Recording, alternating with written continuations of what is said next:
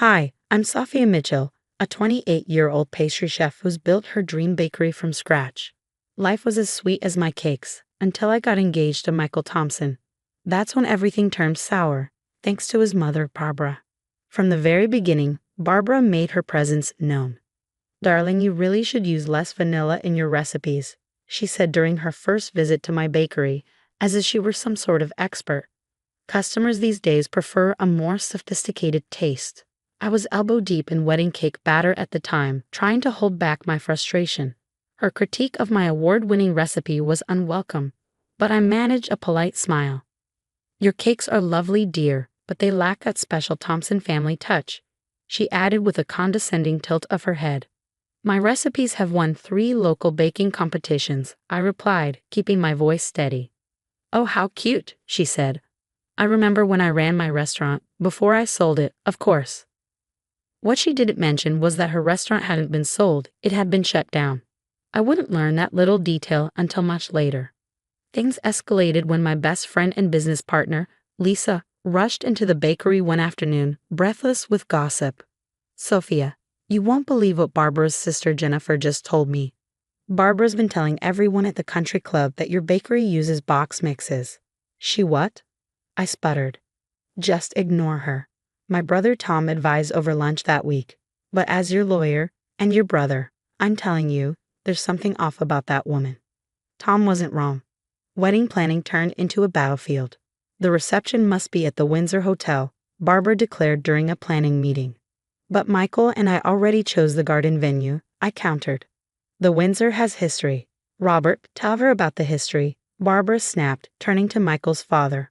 Robert mumbled something incoherent into his coffee cup, looking like he wanted to disappear.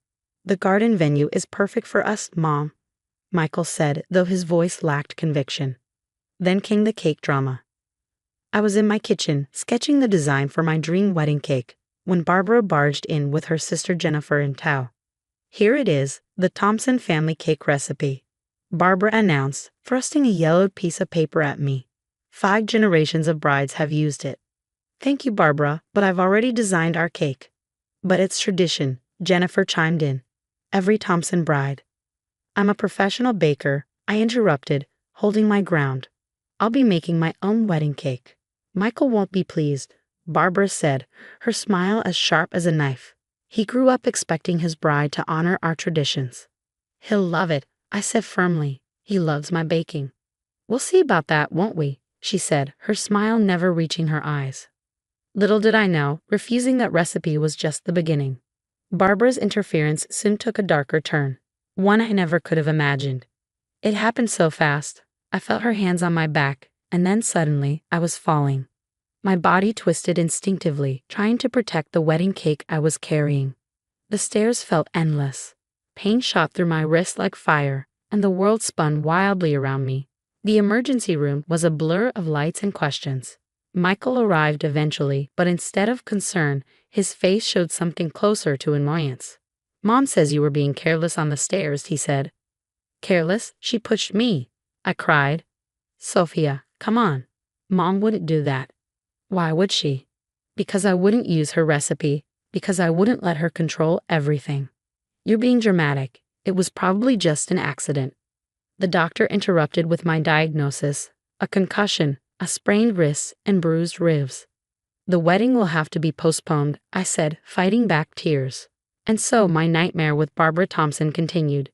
But this wasn't the end of her attempts to ruin my life. It was only the beginning. "But Mom's already called all the guests. Do you know how this makes us look? How it makes you look?" Michael's voice grated against my raw nerves as I lay in the hospital bed, bruised and battered. "She's worried people will blame her," he added. "They should blame her. She pushed me, Michael." He sighed, rubbing his temples like I was the one being unreasonable. "I think the pain meds are messing with your head. Mom would never." "Get out," I snapped, my voice trembling with fury. "Get out of my hospital room. Now." He hesitated, looking as though he wanted to argue, but my glare must have convinced him otherwise. As the door slammed shut behind him, Lisa appeared, her face pale but determined. "Sophia," she said, holding up her phone. "You need to see this." Lisa had been helping set up cameras at the wedding venue. What she'd uncovered made my blood run cold. The security footage showed everything. Barbara Thompson deliberately pushing me down the stairs. Watching the video, my heart broke, not just from the betrayal, but from what it confirmed. Michael, the man I was supposed to marry the next day, would never choose me over his mother's lies. The hospital released me the next morning, but I hadn't even made it home before Michael started blowing up my phone. "You need to fix this," he demanded. "Mom's devastated that you're accusing her." "I'm not discussing this," I replied coldly. "We're done. You can't just end things over a misunderstanding." I hung up and called my brother instead. "Tom, I need your legal expertise." "Already on it," he said. "Lisa sent me the security footage. But Sophia, there's more you need to know." At Tom's office, he handed me a thick folder. "Barbara Thompson has a history," he said grimly. 3 former employees filed complaints about physical intimidation. All were mysteriously dropped, and the health department didn't shut down her restaurant for basic violations, like she claimed. Lisa chimed in. "They shut it down because a waitress was pushed down the kitchen stairs." "Sound familiar?" Tom clicked through his computer. "And get this, your bakery's recent bad reviews? All traced back to IP addresses matching Barbara's home and country club." My phone buzzed. A text from Jennifer, Barbara's sister. "Peace meeting at your bakery. Please come." When I arrived, Jennifer paced my office, wringing her hands. "You don't understand, Sophia," she began. "Barbara just wants what's best for the family business." "Family business?" I asked, crossing my arms. "Well, once you married Michael, she'd naturally take over managing your bakery. You'd be too busy with babies anyway." Jennifer froze, realizing her mistake. "Oh, I wasn't supposed to say that part." My jaw dropped. She wasn't just trying to ruin me, she was planning to steal my livelihood. "Not steal," Jennifer stammered. "Just guide. Like she did with that lovely Vietnamese restaurant before yours. They were struggling anyway." "What Vietnamese restaurant?" I demanded. More digging revealed the truth.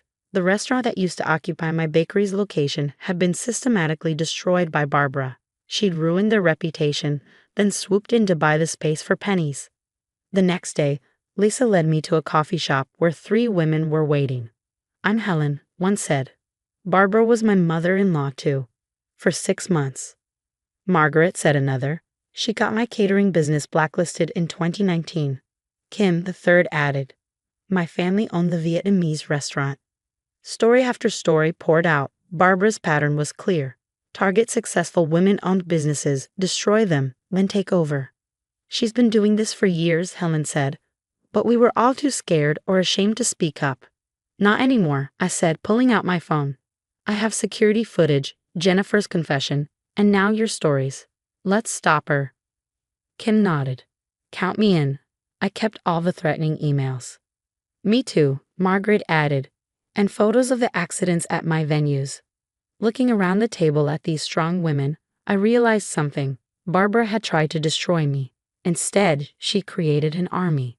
The phone call that changed everything came on a Tuesday. The Maxwell Jones wedding. The coordinator began, her voice brimming with excitement. "The biggest social event of the season. We want you to cater it." "Are you sure?" I asked. I heard Barbara Thompson was handling the catering. After what happened at the country club, not a chance. Word had spread fast. The security footage of my fall leaked online, and soon former employees and business owners came forward with their own stories. Lisa burst into the kitchen one day, waving her phone. "Did you see the food critics' review?" she asked, grinning. The headline read, "Rising Phoenix Bakery, Tradition Meets Innovation." Below it was a scathing expose of Barbara's so-called traditional recipes, all stolen from the cooks she bullied. Karma came for Barbara in waves. Jennifer's social circle turned on her, disgusted by her complicity. Barbara's schemes unraveled, and her once untouchable reputation was left in ruins. And me? I wasn't just surviving, I was thriving. Barbara thought she could destroy me. Instead, she made me unstoppable. Michael's restaurant closed before it even opened. No suppliers were willing to work with the Thompson name. Meanwhile, the sweetest moment of poetic justice came when I catered Jennifer's daughter's high-profile wedding. "The cake is exquisite," the bride gushed. "I can't believe Aunt Barbara tried to stop me from hiring you." "Your aunt isn't causing trouble about being uninvited, is she?" I asked. Please, he said, rolling her eyes. After what she did to you and those other women, she's lucky we still acknowledge her at Christmas. Word on the grapevine was that Michael was now working late shifts at a diner. The Thompson family money dried up after Barbara's victims filed lawsuits against her. Last week, I opened my second bakery location, complete with a ribbon-cutting ceremony that made the local news. When a reporter asked me about Barbara, I simply smiled. I'm focused on the future, I said. Some people build themselves up by tearing others down. I build myself up by building amazing cakes. As I was cleaning up after the event, my phone buzzed. A text from Lisa. Barbara just got denied membership at her 4th country club this month. I didn't respond. I didn't need to. Success is the best revenge, and my success was written in buttercream, validated by awards, and measured in the lines of customers waiting for my innovative takes on traditional recipes. They say living well is the best revenge, but living well while your enemies watch their empire crumble. That's even better. What would you do if your mother-in-law pushed you down the stairs and your fiancé chose to defend her? Would you expose toxic family members, even if it meant destroying their reputation? Or would you quietly walk away? Share your thoughts in the comments below. I'd love to hear how you'd handle a situation like this. If you enjoyed this story of standing up to toxic family dynamics and serving a dish of well-deserved justice, don't forget to hit that like button and subscribe to my channel. Your support helps me share more real-life tales of resilience and empowerment.